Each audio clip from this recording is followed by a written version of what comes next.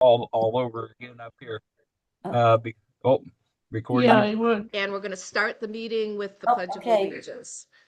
Goodbye, everybody. I'm muting. Bye. Yes, Pledge great to see your allegiance to the faces. flag of the United States of America and to the republic for which it stands, one nation, indivisible, with liberty and justice for all. Someday! All right. Yeah. Yes, definitely. So, thank you all. We've got about 45 people in the room and 21 on Zoom. So, again, thank you for coming out on this day. Thank goodness there's no snow. I want to thank the food team for the wonderful food. So, if you're on Zoom, you're providing your own food, but here we have the delicious treats from everybody who donated. The tech team for going through some problems yesterday and getting them solved so we can connect with you electronically and we can record this and we can include more people in our meetings. I also want to thank Deanne and Robert for getting us a new coat rack. If you haven't taken advantage of it, you may have noticed that more than 4 coats can be put on it without it collapsing to the floor. So, a major improvement. So who said that Democrats don't get things done, right?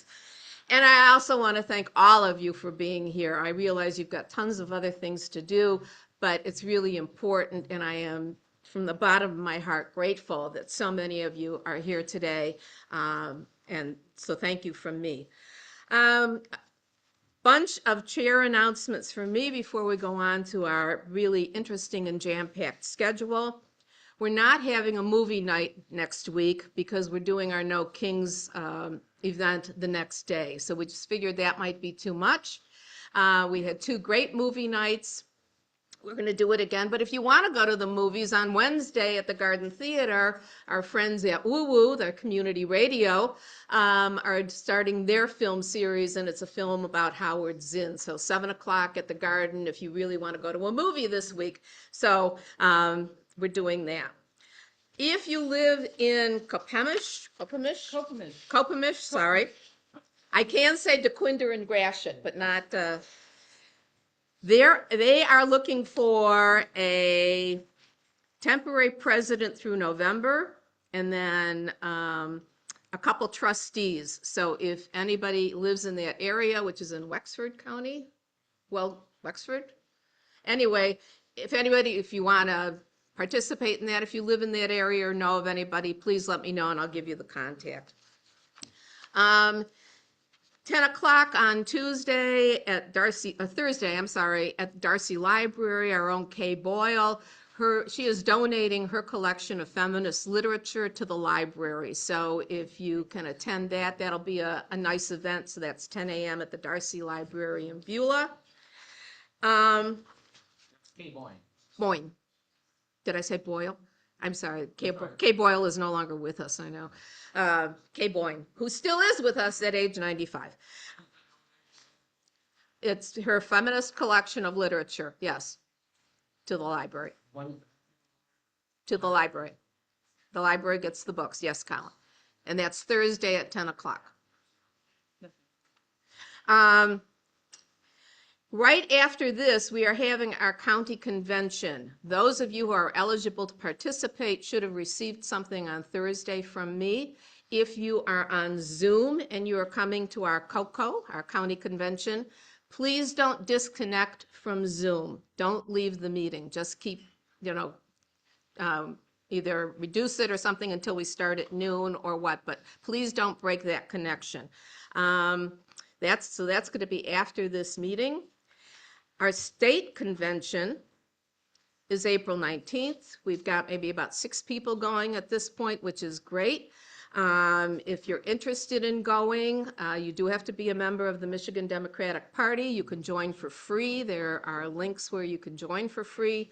And if you're interested in going, please see Paul back there because he's arranging the logistics. There's a couple buses going where you could go down for the day. Some of us, I'm going for a longer period, but he can help arrange any logistics. Paul raised his hand.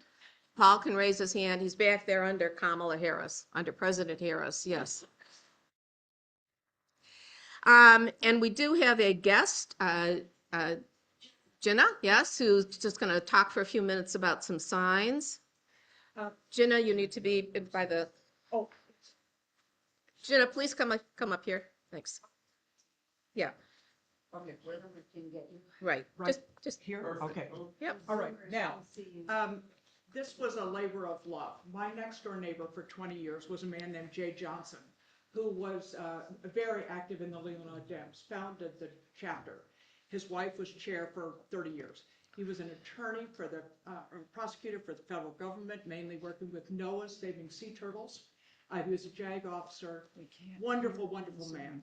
He was in a nursing home the last few years. His health had deteriorated greatly, but his mind was sharp as a tack. Please use that. And the day that Trump put out a message about the Obamas as apes, my neighbor, who had never done this before, called me at 5:30 in the morning, livid. He'd been up all night, had to do something.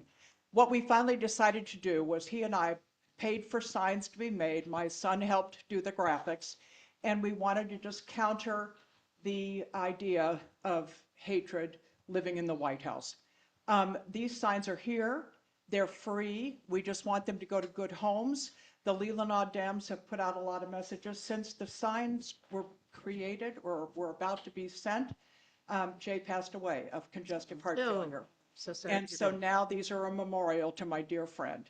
And I will be carrying one of these in your march on the 28th. And on the back of it, I'm going to write in memory of Jay Johnson. Yes. And I'm leaving 20 of them here. And I'm leaving my information. If you need a few more, we've about at 70 out. We've got 100. Great. Thank you very much, Jenna. So Jenna's got the signs, and contact her if you want some more information. Those are great. You might not have noticed, but the outline is the White House, so it's a nice, subtle, but effective message. So nicely done on the graphics. So speaking of graphics, we are having our No Kings on a week from today. We are one of 3,000 across the nation that have already established events. It's going to be huge. When we did the last one in October, we had over 1,000 people. I'm expecting more than that. We've got some people who are going to come up and speak now a little bit about some of the aspects of that. Mike, do you want to talk about security a little bit? Or you can, whatever you want. I was just going to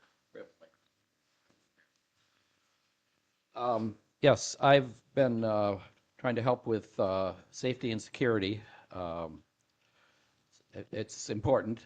We hope to never have to rely on it, but we have to be ready. And we have people called marshals that just wear a yellow pullover vest.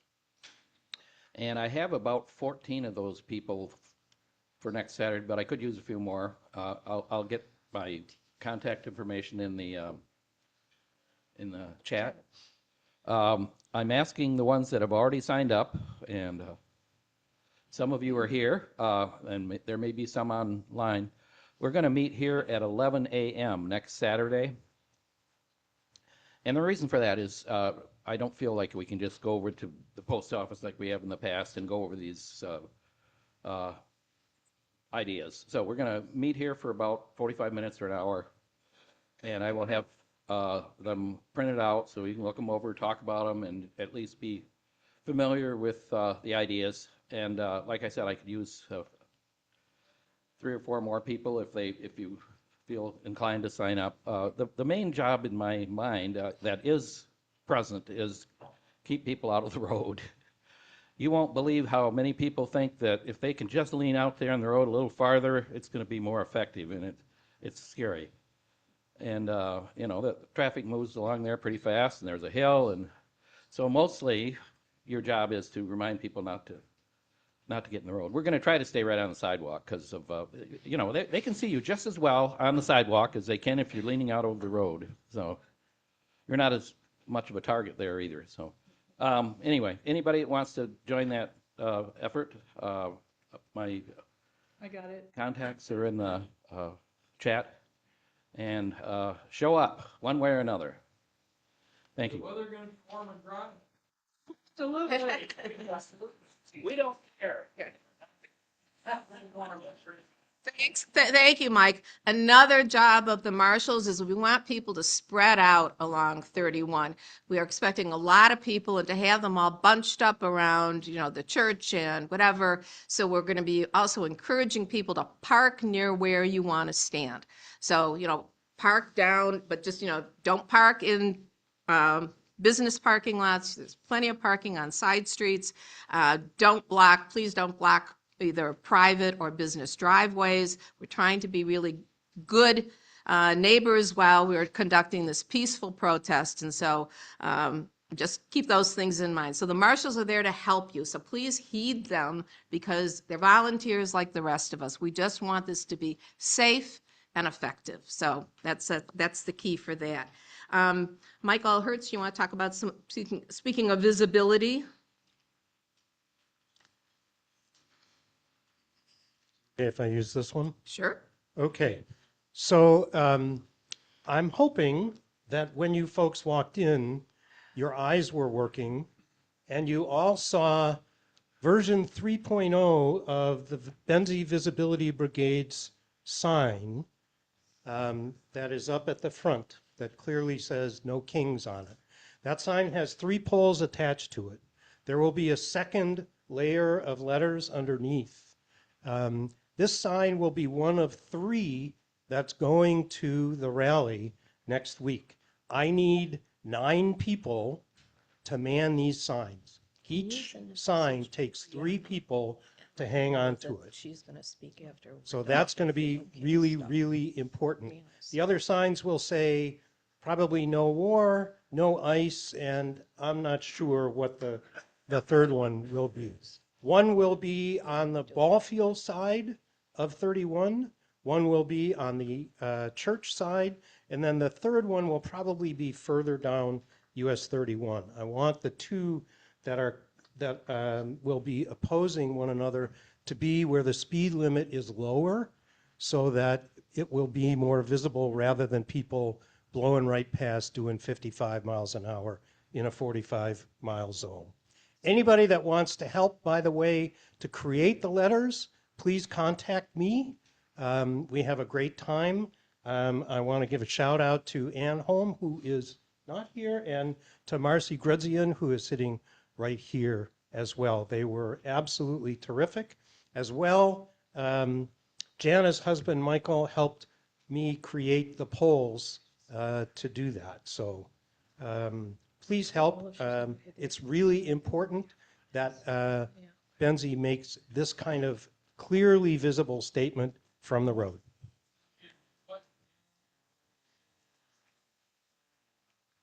To be determined.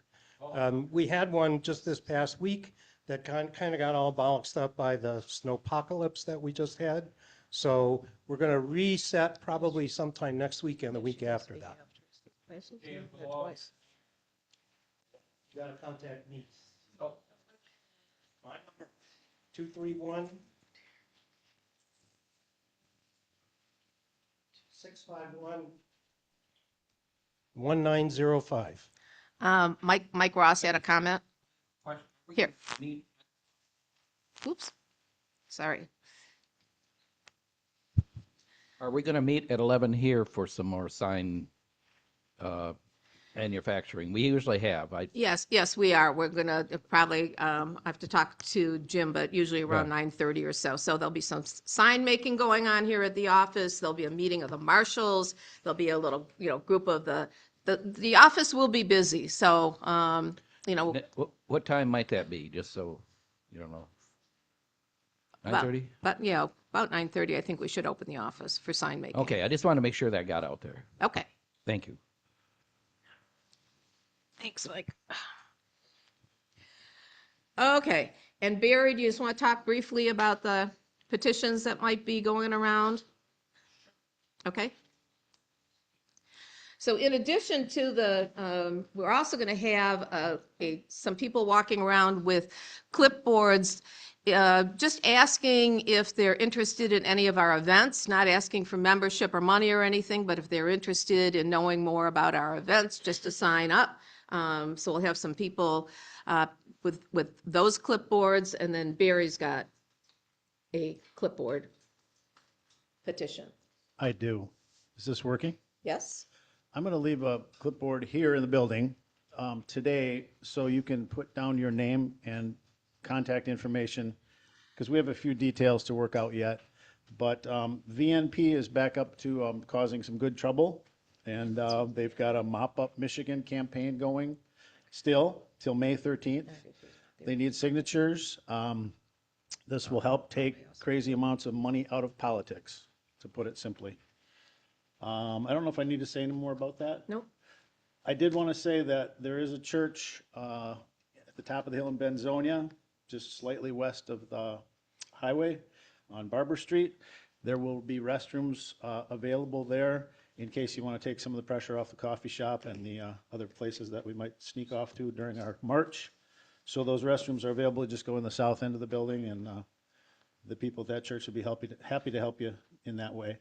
I also want to mention that this event a couple weeks ago in Traverse City was fantastic. Some singers, Northern Michigan Justice singers. We had a great time.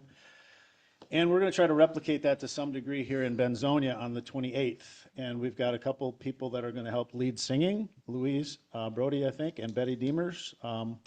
If you like to sing, it might be a great opportunity to step away from the sidewalk for a minute and sing. No, we use the microphone, please. I'm sorry. Thank you. People can't hear you. Okay, is it on? Can you hear me? There is another Justice Singers tomorrow from 1 to 2:30 in Traverse City at the Presbyterian Church, Westminster Road. And I'm going to it, and I have 15 minutes with Louise Brody, who has a small PA system, so I'll be right by the post office. I don't know what time, but please come and sing with me. That would Great. be wonderful. Thank you. Great, thank you. Jim, do you have anything to add? Yes, I do. For the clipboard stuff, we've got 5 clipboards here, and we've got stuff to write names and emails on. Here's the thing. This is a great opportunity for us to meet some new people and get them involved. So you could grab a clipboard right now and bring it next Saturday. What we want you to do is go around, and particularly younger people, not exclusively, but when you see younger people, we want you to go up to them and say, hey, would you like to get Benzie Dems emails? We'll keep you in touch with all of our resistance work. It's not about membership. It's not about donations. It's about letting you know what's happening next. So if you'd like, please give us your email, and we'll send you stuff just about that, not about the party. So we've got the sign-up sheets, and we've got the clipboards right here, and it would be great if 5 of you right now could just decide, I'm going, I'll just do this. So here it is, and grab it if you can. Otherwise, we'll track you down some other way, I guarantee you. Right, you could take it home. Take it home with you today. Take it with you. Are we providing pens too, or do they have to provide pens? Bring your own pen. Oh, Yes. well, that's the only cost to you is bring your own writing implement. I think there's a question from Irene. No, it's Okay, there's a question from Colin, but he needs a microphone. I don't think these mics Are working, Colin. It's on Zoom. all right. I was expecting it to give me feedback. Do you have something to say, or shall we move on? Move on. Okay, let's move on. All right, does anybody have any questions or comments about No Kings? It's next Saturday from 1 to 3. Jeannie? No, you need wait. Is it okay to park in the post office parking lot since they're Yes. closed after Post office is closed after noon, I think. We can park there. We are trying to save that, though, for people who have mobility issues or something, so, but yes, you can park there. Just please don't park in front of, there's a gentleman on the other side of there who doesn't like it when people block his driveway. I just wanted to ask too, we're not supposed to park in the church parking lot, is that correct? I would not park in the church I parking think lot. we had that before. We They had asked us that not to issue do it. before. There were some complaints from some of the congregation. The church has been very supportive of what we're doing, and we don't want to jeopardize that relationship. But thank you, Tom. That's a good reminder. Paul? Thinking that if there's going to be 14 marshals that are coming, we're going to need those spaces in the post office parking lot, and maybe not encourage other people to go park there. Right, so the marshals are going to be meeting here, Paul, to pick up their assignments and their vests. Right.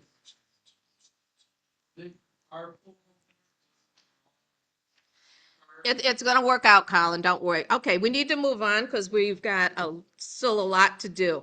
So one other thing about the No Kings, we've made an arrangement with the owner of the coffee shop there because we're going to be blocking his area. We are going to pass out 100 colored numbered sticks. If you get one of those sticks, you can go in and get a small coffee or tea or something else that's worth $3. And it's on us. And if you want something extra, like if you want a double soy latte with extra cream and a pump of raspberry and chocolate sprinkles, you pay everything on top of the $3. But, he realizes that we're going to be there, and this is kind of a way maybe to get him a couple new customers and maybe take the brunt off of us kind of blocking his way. Yes, and as Mike reminds us, that's one of the things the marshals will do, not to stand right in front of his business. He's the only one that's open. He's the only one that's really affected in that area at that time. We're trying to be good neighbors, and so that's our plan. Anything else before we move on? All right, we were to have two candidates. We were going to have Brianna Scott speak to us. Is Brianna on Zoom? I am. I am on. There she is. Okay, Brianna Scott is running for MSU trustee, and she's with Kelly T-Bay, who's also running, and she's going to take a few minutes and just introduce herself to us. Brianna, thank you for joining us this morning. Thank you. I appreciate you all so much for having me. So good morning to you, Wait, Benzie Brianna, you Dems. seem to be muted. Oh, nope. It says that I'm unmuted. It shows that I'm unmuted. We're still not hearing you. Hold on one second, Brianna, please. Okay, I can hear you all. And we Zoomers can hear Brianna. We can hear fine on Zoom. We can hear, they can hear her. Wait. Oh, I know. Jim. Wait, yep. Just a minute. Wait, we solved the problem. It was a button that wasn't pushed. Let's try it again. Yeah, you have to pull the volume up on that. Okay, Brianna. Okay. Can you guys hear me okay now? Wait 1 second. We haven't found the right button. We had muted it. There we go. Okay. Hey, Brianna. You're getting a big round of applause from everybody in the house here. So welcome. Thanks for your patience. You all. No problem. Good morning to you all, Benzie Dems. I just want to thank you all for allowing me to appear before you virtually this morning. I actually am at the Democratic State Central meeting that is in Saginaw, and I needed to be here. So thank you so much. I am running for re-election, and as your trustee, I viewed my role through the lens as a Michigan State trustee of being a disciplined steward of all of your tax dollars. Michigan State as you all know, is a premier public institution, and I have fought really hard to ensure that our multi-billion-dollar budget is spent where it belongs on our students, our research, and our faculty. And I've really been pushing for increased transparency since the time that I've been on the board, because I do feel strongly that Michigan taxpayers deserve a board that values every cent of the investment. One of the very first things that I did as a trustee on the board is to fire John Engler. If you all recall me campaigning in 2018 along with trustee Kelly T. Bazinski, that was when the Larry Nassar lawsuits had just started.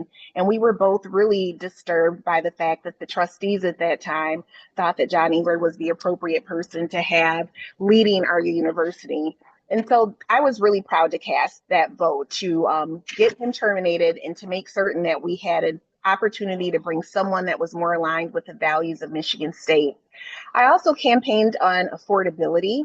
As a person when I was in college at Michigan State who got pregnant at the age of 20 and who was going to drop out of school to go back home to Muskegon, I recognize that it is really hard for most students to pay for their educations. Most don't come from families that are able to pay, and so they go into insurmountable debt.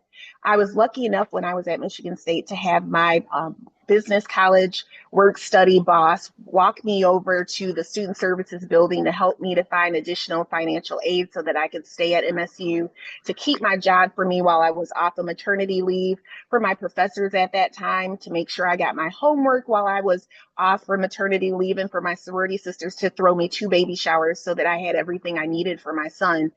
But not everybody has that village. And so I want to make sure that central to our mission as a land grant institution in this state, that we have that obligation, that education would be within reach for every single Michigan family, not just the wealthy. And so I have consistently advocated for tuition restraint and expanded financial aid, ensuring that our university remains an engine of opportunity and it is not a burden of debt for our students. Another thing that's important coming off of that Larry Nassar tragedy for us was that heartbreak that we had of the campus shooting in 2023.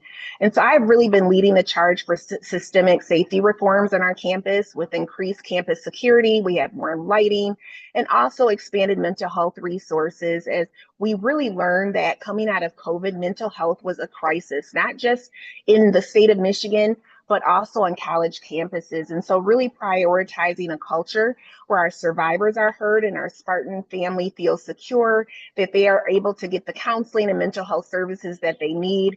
That is also part of student success. And so I've had a commitment really to providing tools and resources on campus for our students so that they're able to thrive and graduate.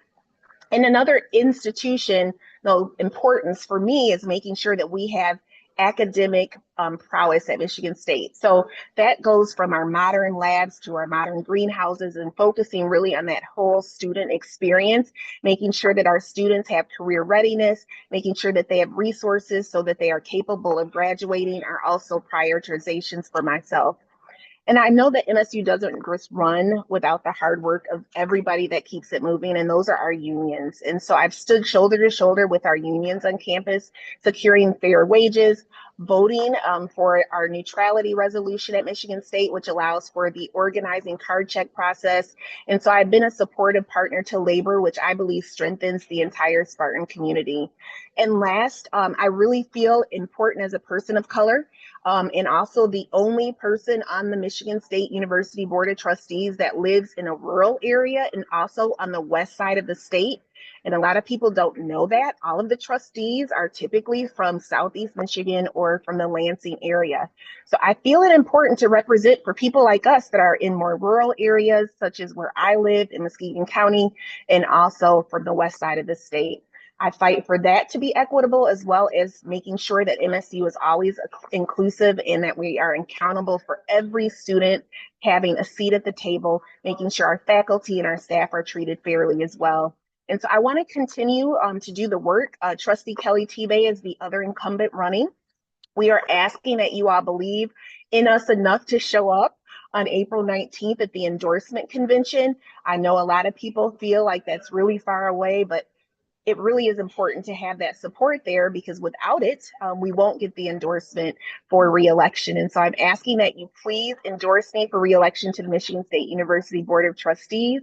And I'm happy to take any questions if anyone has them. Thank you. Thanks, Brianna. I think you. Brianna also gave us a nice idea of exactly how effective an effective trustee can be, you know, what they can do to make change and, you know, call for accountability. So, you know, if you're thinking that the trustee positions aren't important enough to find out to make sure that you've got good candidates, she just gave us a classic example. I think we have time for one question. If anybody have if you have a question on Zoom for Brianna, please put it in the chat. Anybody in the room?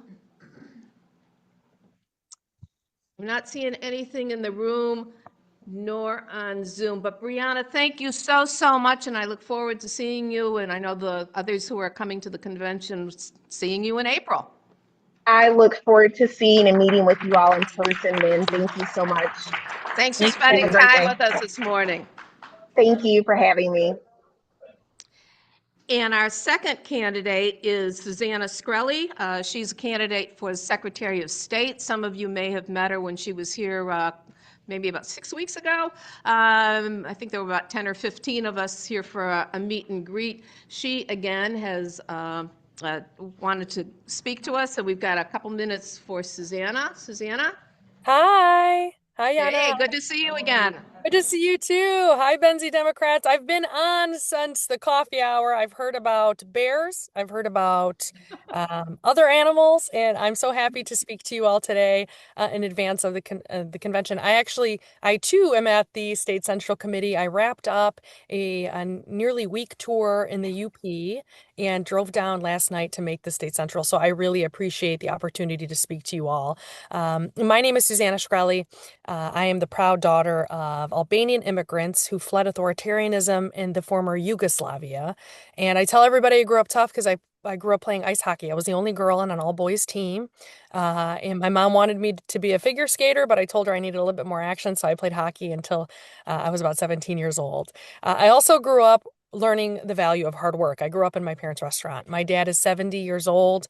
He had a dual kidney transplant in 2023 and gets up every single day and goes to the diner. And so those values of customer service, of making sure first come, first serve, that people have what they need, that when you're standing at the register and the phone is ringing and someone's standing in front of you, that you were working with the person in front of you before you're picking up the phone. Those are the values that I was raised with. One of the things that my father also taught me was to take the opportunity to get educated in this country, because he didn't get an opportunity. And so I did. And I started my career. I was 24 years old. I began my career after finishing my undergrad in 3 years. I went to law school and became a prosecutor. I spent nearly a decade doing that work, half of that time prosecuting crimes against children. So I'm used to taking on the worst kind of threats inside of the courtroom. And I think we need somebody who's ready, willing, and able to do that again, because those are the type of threats we're seeing with this administration. And I know I can beat them in the courtroom as well as in the court of public opinion.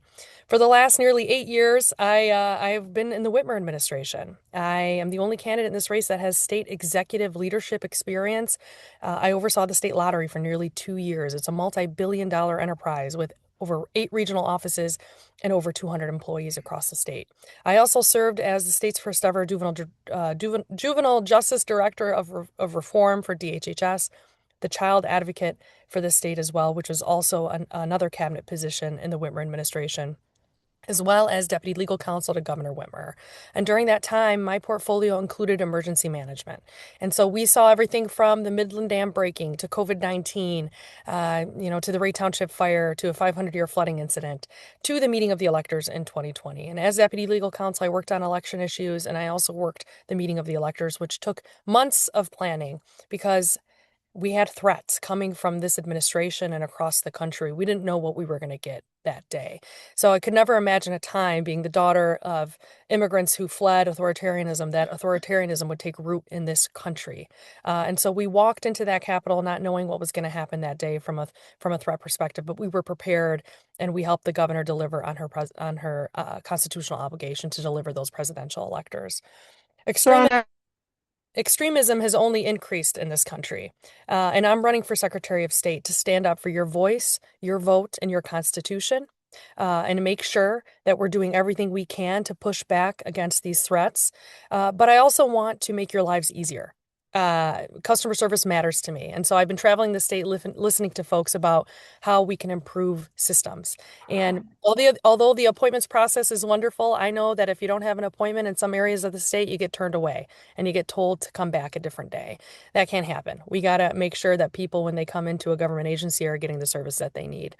I also want to expand mobility units. These are units meeting people where they're at in senior centers, homeless centers, urban areas, rural areas, even union work sites. If we are bringing government to people, that means that we're doing a good job. And then I also want to advocate for a Michigan Voting Rights Act. Although this office is not a legislative office, I, as Secretary of State, will have the authority and the power to convene people and to make sure that we're working together to advocate for our rights. And then when we codify our values in our Constitution, it makes it harder for the federal government to come and stomp on our rights. I also want to move forward on a digital driver's license. Over 20 jurisdictions across the nation have it. I heard from a woman in Kent County that forgot her license, had her passport. She traveled to California to sell her mother's home after she had passed. Said she couldn't rent a car because she didn't have her license with her. And she said, if you advocate for that, you'll have my vote. And I started laughing. I said, I already am, So I want to do it safely and securely, just like we can do with our credit card and other information into our wallet. And so, look, I'm in this race. Our campaign has a lot of momentum going forward. I'm the only full-time candidate. I want to be your Secretary of State. This is not a consolation prize for me or, a second chance at something. This is something that I really want. I want to be Secretary of State. I think at this time, with what's at stake, we need somebody faithfully execute on the duties of this office with a clear vision. And our campaign, we launched in early December. We raised over $300,000 in a few short weeks. No corporate PAC money, no utility money, and we signed the League of Conservation Voters Pledge. And so I would love to have your support for the convention. Our campaign is working with folks across the state to get you down. We have gas cards, we have whatever you need to help you, buses, hotel rooms, and we're going to have a lot of fun that day. And we'd love to have your support. And I'd be happy to take any questions you have. Great. Thank you, Suzanna. We've got one question from Tom Reichert in the room. Tom, as soon as the mic gets to him. Okay. Yes, could you just quickly explain to me and us what are some of the duties of the Secretary of State besides handling licensing and that kind of stuff? Sure. So the governor serves as the chief executive, the attorney general serves as the chief law enforcement, and the Secretary of State serves as the chief elections officer. And so that's one of the main duties. And so the Secretary of State, although doesn't touch a ballot. I don't know if a lot of people don't know that. I think they think that they're deeply ingrained in the election process, but they actually don't touch a ballot. They oversee the Bureau of Elections. There's obviously, you mentioned licensing of your car, registration of your car, but it's also your RVs, your boats. There's licensing restoration appeals. There's an administrative arm for that. There's also the campaign finance aspect of it. We just went from Mertz to MyMitten. That hasn't been a clean rollout. We need to fix that website as soon as possible. That's also on my priority list. So campaign finance, investigations, and issuing opinions and fines, things like that. Also oversees the notary public. And so there's so much that this office does. Office of the Great Seal, which is authenticating documents, state documents. I've had to work with the Office of the Great Seal as deputy legal counsel under the governor when you file emergency orders and things along those lines. And so it's the people's office. It really is. It's a gateway into government, and I want to make sure that people have what they need. Great, thank you. Well, I know both you and Brianna are really busy going back to the convention, but thank you both so much for spending some time with us this morning, and we'll see you in Detroit. Sounds good. See you guys. Good luck, everybody. Thank you. Okay, we're going to hear from Kira about postcarding. Let me share my screen here. Are you a co-host? Yes, they did make me a co-host.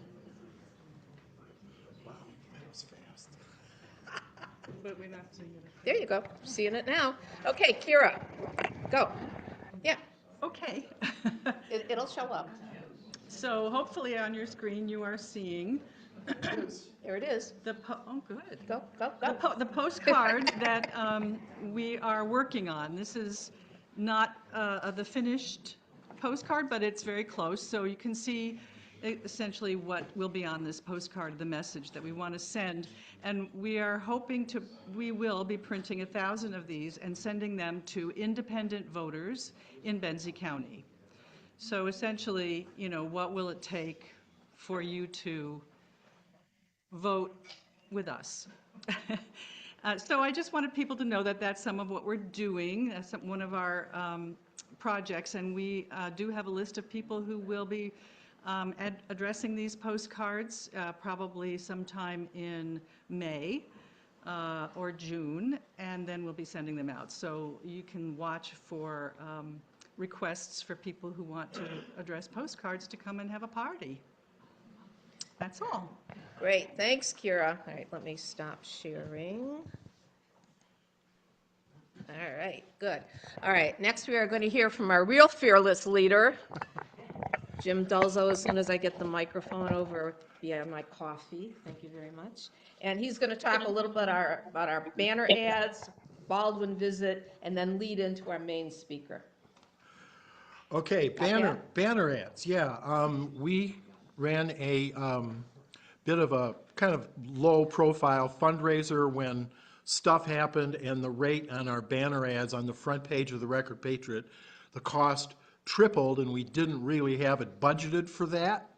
They're not hosing us, I'll make that clear. I say that every time we talk about this. We were getting a ridiculously great deal. Now we're paying standard rates, but we didn't have a budget set up for that, so we sent a letter out to some of our donors and asked for donations, and they responded wonderfully, as we knew they would, because we're all just so devoted to making the Benzie Dems go, right? Yeah.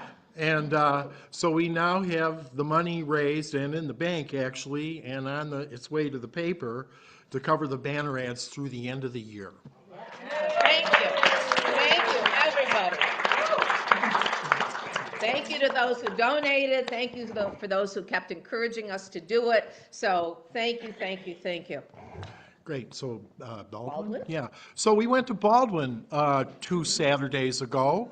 There were about 40 of us from here and about 10 from around the region. We had a number of people from Grand Traverse Dems and Leelanau Dems join us there. They were aware that we were pushing this, so they showed up, and we had a very, very nice rally. Louise Brody led the rally with chants and with songs and with reading by yours truly and others, and a lot of great signs, and it was very effective. And we actually saw somebody being released while we were there.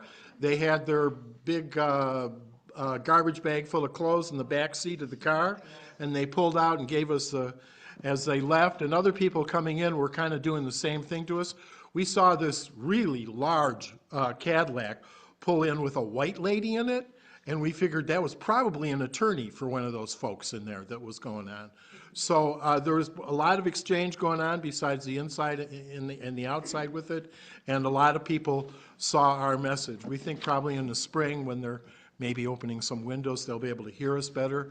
But we definitely raised a ruckus, and I was very, very proud. We were very, very grateful for the turnout. We are doing this the first Saturday of every month. So the first Saturday of April is, I don't know, April 4th.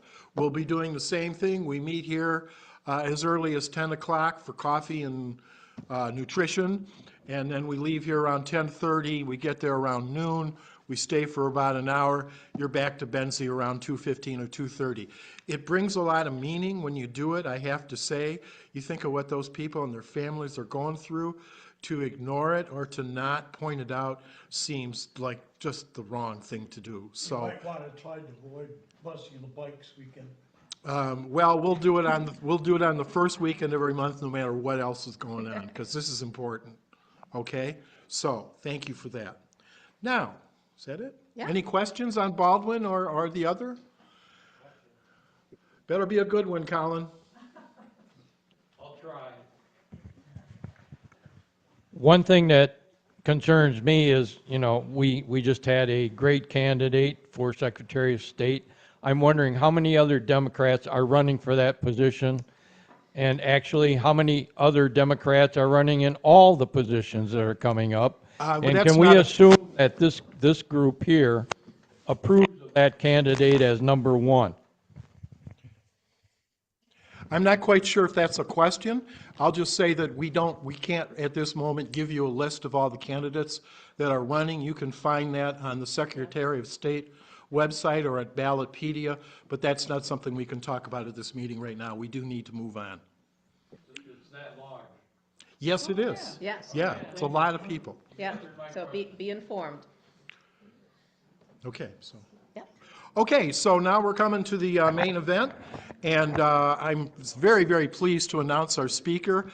I first laid eyes on this guy in the waxing room up at Stokely Creek Ski Lodge.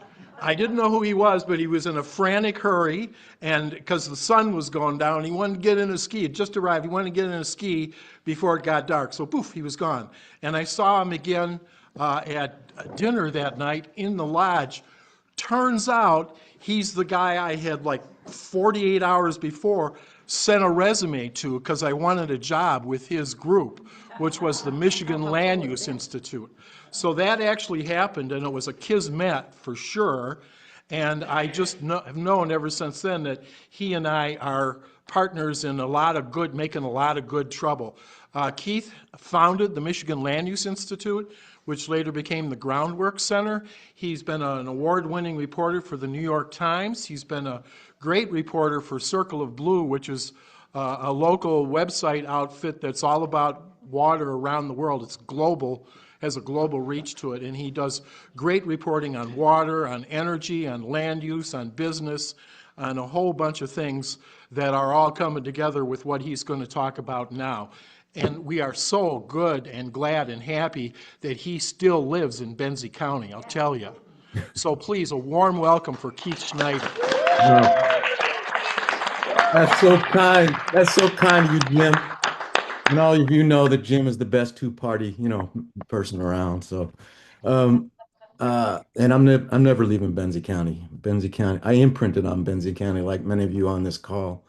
I was like a migrating duck, when I first saw Benzie County and just had to be there. Jim asked me to prepare a presentation on data centers, and I have done so, and I'm going to try to keep this rapid. It involves a lot of data points, so you guys need to stay with me on this. This story is told through data and policy. And let me just start by saying that we in Michigan, as in the Midwest, as in the nation, but particularly in the Midwest, have entered a new energy epoch, of energy supply and demand, and it's driven by AI, computing, cloud computing, digitizing our digitizing economy. We have seen the products of that industry in our homes, right? Phones, computers, laptops, that kind of. But now we're seeing the products of that industry on our ground in very, very large data centers. I mean, these are the products, essentially the manufacturing centers for the new digital economy and a new energy epoch. And why is it attracting attention now? It's attracting attention now because of the size, the scale of these data centers that are now appearing, proposed in Michigan, appearing across the Midwest states, actually being constructed and around the country. And let me tell you just a little bit of story, because I've been covering this story about data centers for 8 years. In 2018, I was out in Oregon doing a piece for the Times about 2 data centers in an Oregon town, small Oregon town called Prineville. Prineville had basically faltered because it was a logging town that had been not silenced, but diminished by environmental controls on timber and the spotted owl, and the economy was pretty much in shambles. Well, Facebook and Apple arrived in Prineville late in about 2016 and built two very large at that time data centers. One was 450,000 square feet, and the other by Facebook was 660,000 square feet. And at that time, the number of what we now know as hyperscale data centers, these large ones, there were 386 of them around the world, about 170 in the United States. There are now 1,100 hyperscale data centers around the world and 598 operating in the United States. In 2026, the largest data center operating in the country is 750 milliwatts. It's 576 acres and it's in Texas. Here are the size of the data centers that are now planned. Remember, that one was 750 megawatts, which are measured by how much energy they'll need to operate. 750 megawatts, by the way, is a very large nuclear plant, very large coal-fired power plant, very large gas-fired power plant. Here's what is being planned in the United States. A 7,650 megawatts, a data center 10 times as large, which is planned in Texas. And that is what we're seeing also in the Great Lakes. In Ohio, Amazon is spending in Indiana, Amazon is spending $26 billion to build data centers in northern Indiana. Microsoft is spending $20 billion on data centers outside Milwaukee. This kind of industrial development we've never seen in the Great Lakes, not even in the auto industry. I mean, the River Rouge plant was not that expensive when it was built back in the turn of the 20th century. In Ohio, there is a 9,200 megawatt data center planned near Pike, and it's on an old Department of Energy nuclear weapons plant that enriched uranium. In Illinois, there's a data center that's 795 acres planned for Joliet. In Pennsylvania, there are 38 planned projects and 20,000 megawatts. In Indiana, there are 35,000 projects, and including an Amazon project for $15 billion. Now, here's what's going on in Michigan. And this is really striking. Are you guys with me on the data? Is it coming at you okay? Yep. The largest data center in Michigan right now is in Oakland County near Southfield. It's 3 megawatts. It could fit on my front lawn. It's 39,000 square feet, which is about 9/10 of an acre, so a little bit more than my front lawn. Some of you would fit on your front lawn. Here's what's coming to Michigan. Remember, this one is less than an acre, right? 3 megawatts. The largest data center now proposed and stirring quite a lot of controversy and attention is what's called Stargate. It's 1,400 megawatts. It's 600 acres, and it's located in Saline Township in Washtenaw County. 1,400 megawatts. I don't know, that's 500 times larger than the largest data center that we now have operating. There's another one planned for Wayne County, 1,000 megawatts, developed by Google. There's another one planned in Washtenaw County for 100 megawatts. So what is happening here? Why is Michigan and the Great Lakes becoming such a center of attention for data centers? Well, there's 5 or 6 important trends, 5 or 6 important factors. One is that we in Michigan and the Midwest have transmission infrastructure for these data centers, which are going to require the amount of power that a nuclear power plant generates. 2, we have favorable land and environmental assets. So we have a lot of land, a lot of farmland, a lot of flat farmland, and we have a lot of water. 3, we have a skilled and educated workforce. Those data centers in Prineville, the 2 of them, Facebook, 400 jobs were associated with them. The data center proposed for Saline is about that same amount. So they need skilled people, they need educated people, they need people that can work there. And there are thousands of construction jobs involved in those massive data centers. We have access, these companies have access to our great public universities and private universities, right? Michigan State, Wayne State, Western, University of Michigan, and Ohio State, yeah, Purdue, Indiana. The companies need access to the education, the university research centers, and that helps. And we have financial, regulatory, promotional assistance from our state and local and federal governments. So the Trump administration, President Trump is about data centers, and so are many of the people that have supported him. You remember Larry Ellison and Sam Altman and Jeff Bezos sitting behind the president at his inaugural in January. Well, the very next day, they all met with Trump in the White House, in which he announced that he would have a private sector investment strategy for AI infrastructure, for data center infrastructure, he was going to help promote a $500 billion industry in the United States. He said, I'm going to help a lot through emergency declarations because we have an emergency. We've got to help build this stuff, right? And on July 25th, he signed the fourth executive order to guarantee loans, loan guarantees, grants, tax incentives, and other agreements to advance data centers.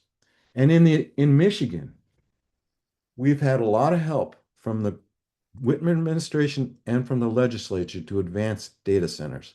We have two public acts that were signed in April 2025, essentially to exempt data centers from having to pay sales tax on any of the equipment, any of the supplies that they needed to build the Saline Township. Saves on a $7 billion project, say $4 billion of it is supplies. That's 6%. What is that? $250 million that are being saved. We have one of the most generous sales tax exemption policies of the 30 states that have had proposals and policies to promote data centers. We have one of the most generous. All right.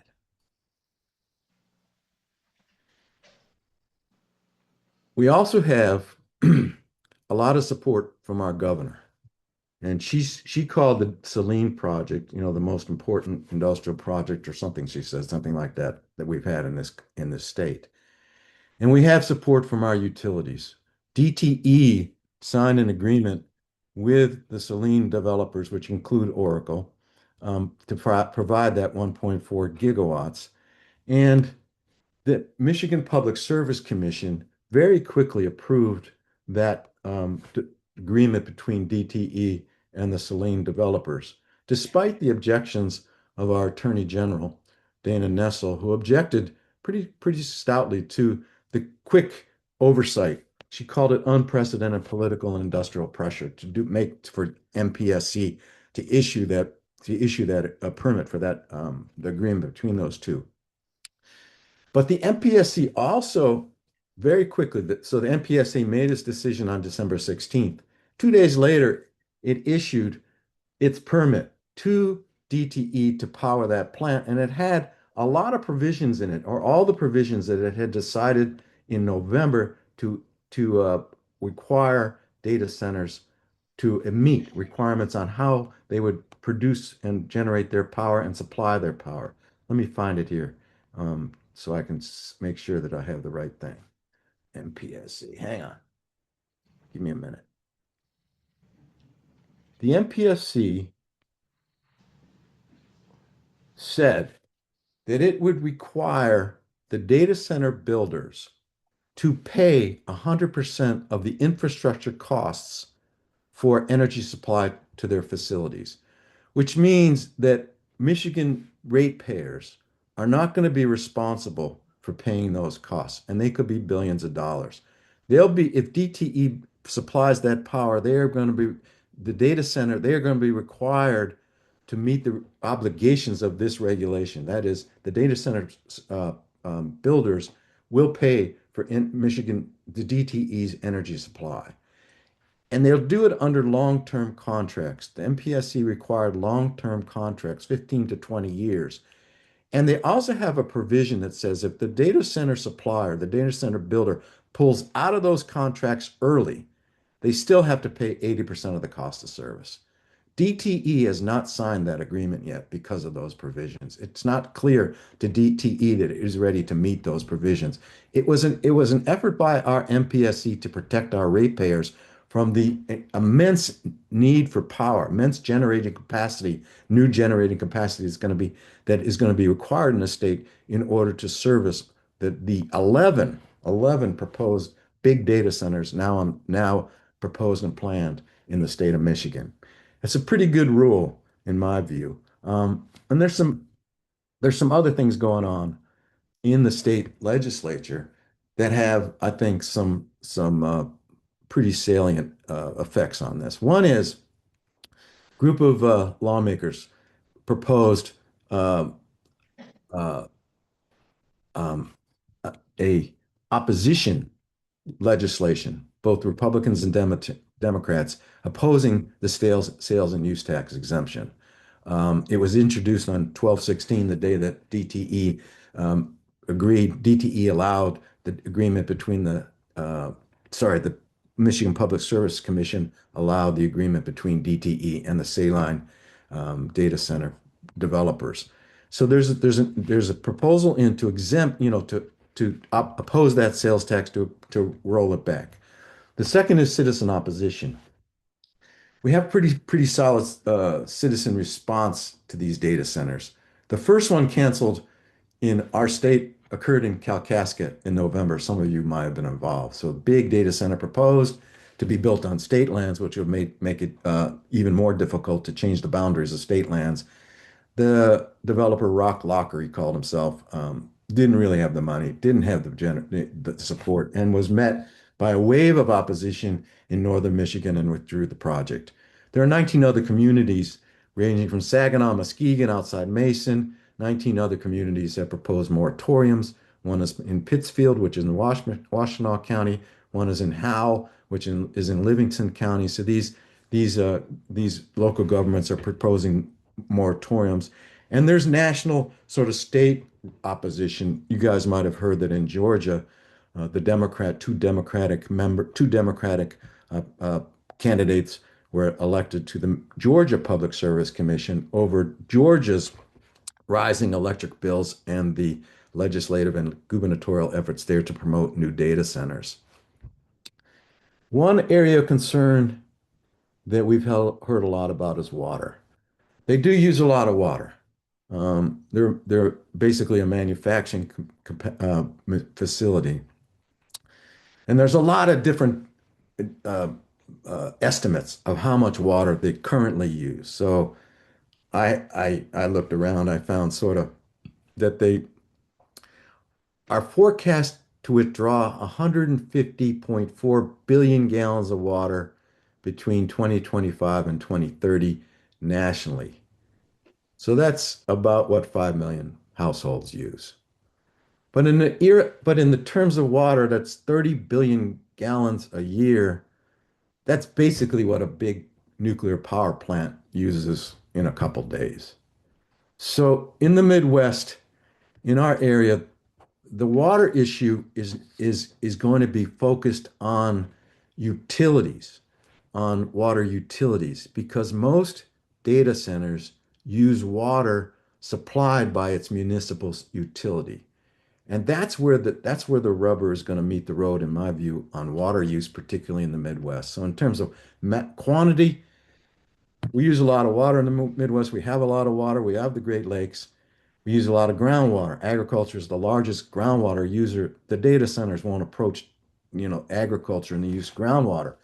But the data centers are going to draw their water from municipal utilities, which is also an area where citizens can get involved in how those municipal utilities are operated, because that's a lot of water, millions of gallons to a supplier, to a customer in a local utility, particularly a small local utility, is a significant amount of water. So that's something that we need to look at. We haven't had that conversation yet in Michigan. It's something that I'm going to look at as a journalist. The other piece that is happening in other states, water is an issue. In Ohio, there's proposal to prohibit data centers that use more than 5 million gallons of water a day. That's pretty interesting. Hasn't passed. And Senate in Illinois, there's a proposal for data centers to track and identify and track all the water they're using. California, by the way, turned that proposal down. And in Wisconsin, there's requirements that large water withdrawals submit reports to the Public Service Commission. All of those things can be initiated in Michigan, and we have lawmakers that are interested in it. The last piece of this is energy supply, and I think this is a pretty significant piece of this. Michigan passed a law a couple of years ago that requires utilities to prepare and generate 100% of their power with renewables. That renewable definition is kind of loose. A gas-fired power plant is renewable under Michigan's law if it collects its carbon dioxide and injects it into the ground and permanently stores it. Carbon capture. We don't have any gas generators that do that right now, but consumers is proposing to build two of those new plants to meet its energy supplies from data centers, 1,500 megawatts, many billions of dollars. I don't know what's happened with the MPSC's permit application for that. DTE is also proposing two new gas-fired power plants by Bay City and Flint, and they have 12 gigawatts of new power proposed in the state, much of it from gas-powered power. We have new nuclear in this state. The Palisades nuclear plant in Covert Township on the coast from us, 800 megawatts, is being restarted by a group called Holtec International. It's based in New Jersey. They're scheduled to start it this year. We're going to get 800 megawatts of new generating capacity. That was old generating capacity in the state. A lot of that is being driven by data center demand. And Holtec has proposed to build two advanced small nuclear reactors. Small is also a relative word. It's a 340 megawatt reactor. That's a big machine. Also in that same Covert Township plant near the Palisades plant. That thing won't go online. Earliest is maybe the mid-2030s. They say it's $7 billion. I say it's going to be over 10 if they get it done. We have a lot of renewables coming online that are proposed in part to serve data centers. We now have 8,300 megawatts of renewable energy in Michigan. There's capacity, according to the Michigan Public Service Commission, to double that by 2030, particularly in solar. We have 172 solar plants currently in development in this state, which is astonishing. And 24 of them are expected to come online this year.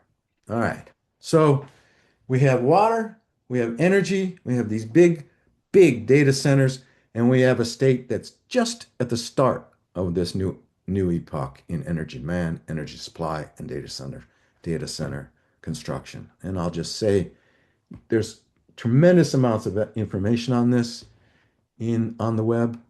A good link to an opposition called the Economic Development Responsibility Alliance. You can take this down, EDRA of MI, EDRA of MI.org. There's a lot of scientific data about water use. The media coverage on this is intense. Circle of Blue is covering this intensely. MLive is covering it. Bridge is covering it. Bridge Michigan, Michigan Advance, and the Planet Detroit. These are all online sources to follow this. And the Alliance for the Great Lakes has produced what they call a regional playbook for managing data center impacts in the Great Lakes. I'll say it again, regional playbook for managing data center impacts in the Great Lakes, the Alliance for the Great Lakes. And it's a guide to better understand what's happening, operations, decision-making process, and the water resources of our basin. And that's my report to you. Wow.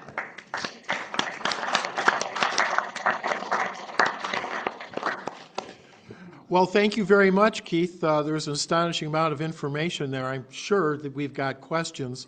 I'm going to ask the first one.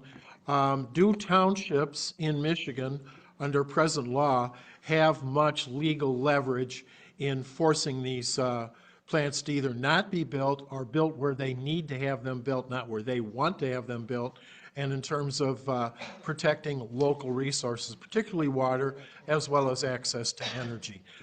Is there anything townships can do, or does this need to be fought out solely at the state and maybe federal level? Thank you.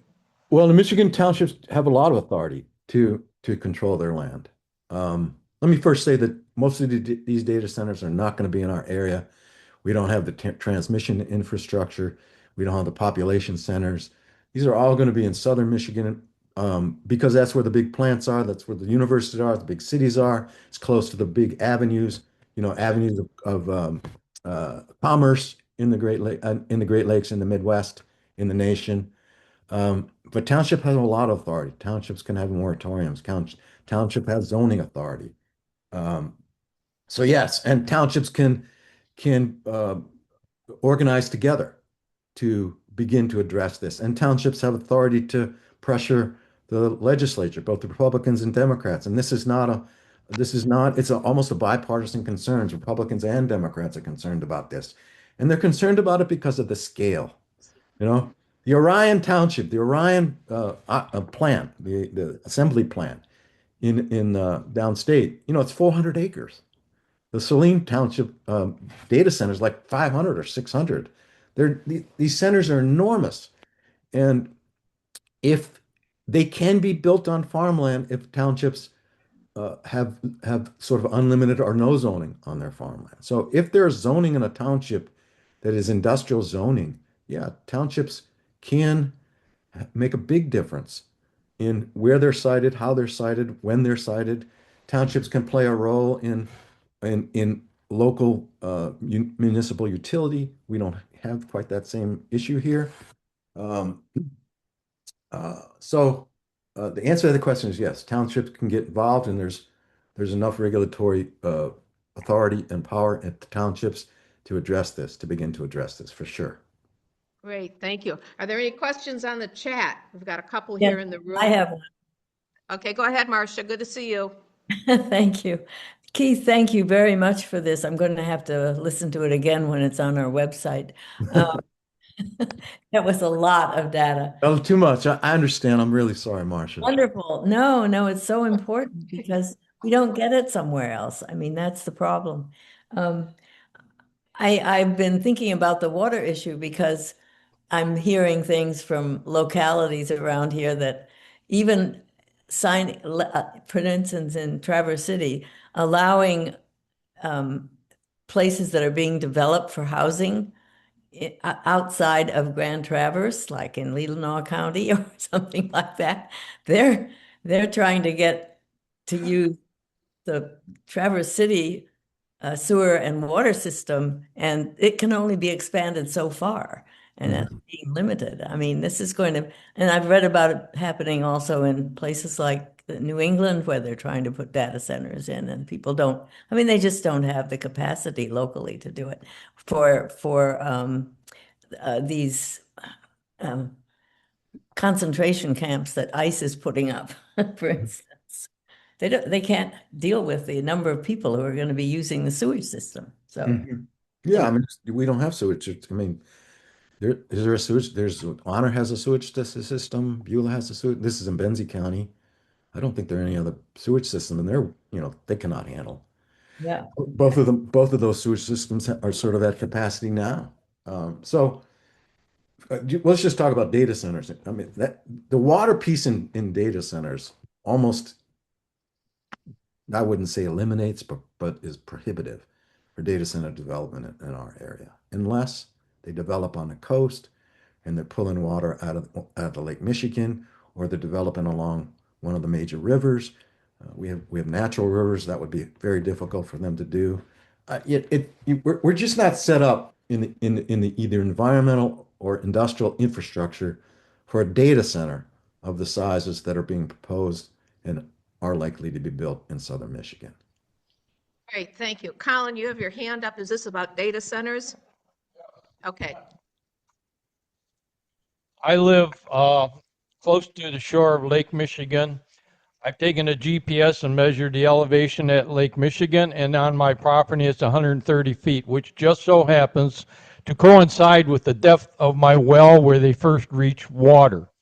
So apparently my water is backfeeding from Lake Michigan. But my concern is about what happened in Reed City when Nestle's went in there and started using a lot of groundwater for their project. And then they got the state legislature to pass a law so that the residents in the area could not band together and get a class action lawsuit for them causing their wells to go dry. And that's the sort of problem we have to look at is laws that already exist that protect manufacturing, et cetera, from and do not protect the rights of landowners. Well, we have Jim Olson who brought that case down in Acosta County, so maybe he can answer some of that. Jim, are you on? I see him. I see his name. Campus in Florida. Yeah. I think they're on this. Um, We've got a question from Lori Johnson. Lori? mhm. I was wondering if there's some way to legislate at the state level that any data plant and data center that's built is required to have closed loop cooling systems. That's where we can make the biggest difference in terms of supporting our water resources here. Good. That's a great question, a great comment. Yes. The answer to that is yes. Michigan Public Service Commission and or the legislature could require that to occur. And data centers by themselves are Google is touting its closed loop cooling system for its data centers. Eminently possible. And they also can be air cooled. So they're in the Midwest. The Facebook data center that I reported on in Oregon was air cooled. That can be done. It can be done. And data center innovation in terms of how it uses its waste heat is also interesting down in Lansing. The data center proposed for Lansing is planning to use its waste heat to heat parts of Lansing. So this innovation, these are the most innovative companies in the world, we're told. And in terms of how they design these data centers can be modeled for the conditions of the 21st century. So yes, there's a lot of opportunities for these centers to innovate and fit into the the needs and the necessities and conditions of the 21st century. But the way that they're proposing them in terms of their scale, they're not willing to back off their scale, and they're a mess. Great. Jeannie? We have a question here in the room from Jeannie. And then who's Thanks, behind? Keith, for being here. I really Thank you. appreciate it. Right now, in Benzie and Platte Townships, we are redoing our ordinances. And I think that they're probably going to have a moratorium on data centers. I don't know for sure. But this is the time now. There are postcards that are being sent to everyone in Platte and Benzonia Townships to fill out a survey of the things that you want or don't want in your communities. It's so much easier to stop these things beforehand than to wait until afterwards and try to change an ordinance. So please fill out those postcards, or you can go to the Benzonia Township site or Platte and get one of those surveys. And Colin mentioned that he had gotten a paper survey. So if you don't like doing them online, they do have them available. And they're available also at the Benzonia Township, that new building out on 31. So yeah, we're trying to prevent that from happening in our rural preservation area. But I really worry about somebody building on the Sleeping Bear Dunes, all of that land that they have there. It's a lot of land. And then and back there. I don't know who was that? Was that Jeannie? That was Jeannie Stroud.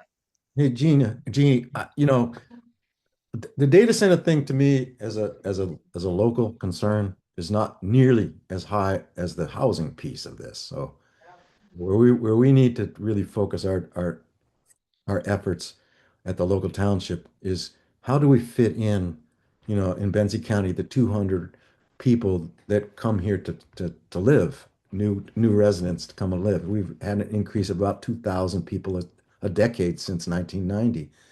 How do we fit them into a landscape that, also is the thing that we all came here for. So, that to me is a more significant. The data center piece, for a data center of that size to get into northern Michigan or Benzie County or Leelanau, I mean, where, how, I mean, the cost of it just in terms of water and energy infrastructure, it would be so immense and the disruption so great that people would come out of the woodwork, you know, to, to urge more sense in that idea.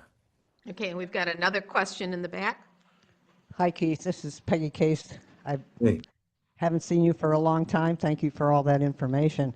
I was wondering if you could shift gears a little bit and go back to the southern part of the state and connect this stuff to the issue of affordability of water, which people are in Southeast Michigan are working hard to get legislation passed that makes water more affordable at the same time that it sounds like these data centers are going to be coming in, accessing municipal water and competing with the citizens who don't have water that's affordable. And how is that going to connect to their ability to get that? There is legislation now in the Senate and the House that's supposed to deal with affordability, but I think there's some connection here with the data centers if you see one. Well, we saw MPSC make a big move here to make sure or try to make sure that ratepayers are not saddled with the cost of providing data center electricity. MPSC, that data centers have to basically supply their own energy or pay for DTE or consumers to supply their energy. The same kinds of regulation, but I wouldn't know where would it be? MPSC. I don't know where the water is. I don't know enough about the water utility, forgive me, to know whether there's potential for that to occur. But certainly that makes sense, right? It makes sense. Why, if the data centers are going to be supplied in large part, probably primarily by local water utilities, and if their use is as extensive as what I've just described, millions of gallons a day or millions of gallons a week, the utilities are almost certainly going to need to expand, and their wastewater capacity is going to need to expand because if they're taking water in, they're discharging water too. And so their wastewater utilities are going to need to expand and modernize. So the cost of that shouldn't be shouldered by the existing ratepayers. Okay, we have time for one more question. We've got a hand up in the chat. Lori, do you have another question or what? Well, kind of. I have a comment. My daughter works for an electrical contractor building data centers. And one of the major problems, you were talking of housing after the build, Keith. One of the major problems during the build is temporary housing for 3,000 people. And we just don't have housing for the people that live here and work here full time. And I take an understanding of probably won't come up here, but it's a problem all over the nation. My daughter just moved from one build to another, and she can't find housing. Can I ask you where these data centers are occurring? Where they're being built? She has worked on one in Tennessee. She has is currently working on one in North Carolina. And they build them in smaller villages or near smaller villages, but there's not housing. And we can't even house our teachers here. It's a really interesting point. I'm really glad you brought that up. So what's happening with high tech in these data center constructions tantamount to what the oil industry did in the late 2008, 2010, 12, when it fracked, North Dakota, Texas, Pennsylvania, and Ohio, and Pennsylvania and Ohio, and New Mexico. So the oil industry, arrived in town with thousands of workers, billions of dollars to develop new energy sources, right? Mostly natural gas and oil. And what happened in those towns, as what's happening in your describing, is a run on hotels, on all services, restaurants, housing, everything. And what occurred was these temporary man camps, housing camps in these places where they would set up, one room, basically remote hotels, portable hotels. And it put huge pressure on local services. It's a really interesting point. Um, I have not visited a data center, new data center, since I was in Oregon. And they'd already built what happened there. But the people that I interviewed about what happened when they were constructing them described exactly what you're describing. What's this run on housing, run on services, a need for more supplies everywhere that these little towns, and most of these places are little towns where they're being built, like Saline, but it's near Ann Arbor. Um, that's a really interesting point. Another thing that, as a journalist, ringing my bells for looking at that. Well, I know we can keep Keith here for much longer, but we will invite him back because this is really informative and illustrative, and we're glad that we've got people like Keith and Jim Olson and others who are, keeping their eye on this and willing to keep us informed. So let's give Keith a big thank you. You're always welcome, Keith. You know that. Oh, You're you guys always are great. welcome. I'm glad to do it. It's a privilege. It's an honor to be asked, really. All right. Well, we got to see you in person sometime, so stay well. Thank All you. right. Thank you. Just a couple more things before we end. I just want to remind people, if you're on the Zoom and you're coming to the county convention, the COCO, in about a half an hour, do not leave the meeting. Just keep your Zoom link open. If you're not coming to the COCO, you can leave the meeting when the meeting ends. We just have a couple more things. Keith mentioned the power that we have in local townships and whatever. We do need people to serve on village councils. So if you're interested at all in serving on a village council, and believe me, there's a lot of good work that can be done in the village councils. Check it out. Those seats are all open. You have to live in the village. You have to live in the village, actually in the village. So, just make sure of where your residence is. I mean, I live in Honor, but I don't live in the village of Honor. So, I'm ineligible for that. So just make sure, but definitely village councils where a lot of the work gets done, a lot of the decisions are made about how money is spent and projects that are enacted and things like this, whether or not, your village wants a data center, wants a concentration camp. Those are where these decisions are made. So one other thing before we leave, Dave wanted to say a few words. David, I'm sorry. I'll be brief. In all the time I've been with the Democrats, and I've met so many wonderful people. Actually, Dave, can you move a little closer into camera range so people can see you? There Sure. you go. All the time I've been with the Democrats, I've met so many wonderful people, but I've always wondered, where are the Anishinaabe? I know it's painful now to remember, but how excited I was when Derek Bailey was our candidate. And what I'm proposing is that we make some kind of formal outreach and say, we need your wisdom. Who can better speak for the land, the water, and the animals than the Anishinaabe? And I know we don't want to capture them. We know that their interest is to balance the two parties, but we want their input and their wisdom. I feel a great spiritual lack there. Do you have any ideas on how we can reach out? I mean, any suggestions, welcome. Well, I guess, some kind of formal party letter saying, we seek your wisdom and your input. And I mean, personally, I'd like to have a party. I'd like to have a potluck. I'd like to meet with these people. To be honest, we've tried to contact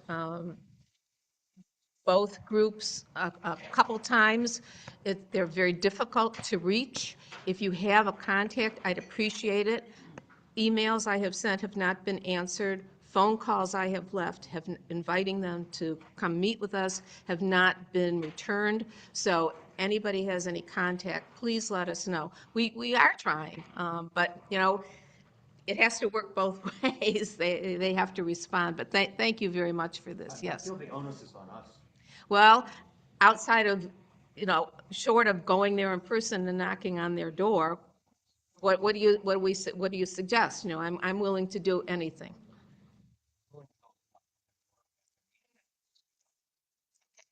Okay, great. Any other business before we adjourn? Colin? You need a microphone. Just like to mention that DTE and Consumers Energy are joint partners with 41 and 51% interest in the so-called Ludington storage battery, which pumps water up to a lake from Lake Michigan and releases it at night so that they don't have to shut off the generators in Detroit. They keep firing the coal-fired boilers all night long and pump water out of Lake Michigan to store energy. If anybody's not aware of that, you should Google it. It cost $800 million when it was built 30 years ago or 50 years ago, and it would be about 10 times that now. Thank you. Okay, thank you for that, Colin. All right, unless anybody else has any last words, I'm going to adjourn this meeting. Thank you all. Again, if you're staying for the convention, please do so. If you're online, don't leave. All right, thank you all. This was great. Oh, good.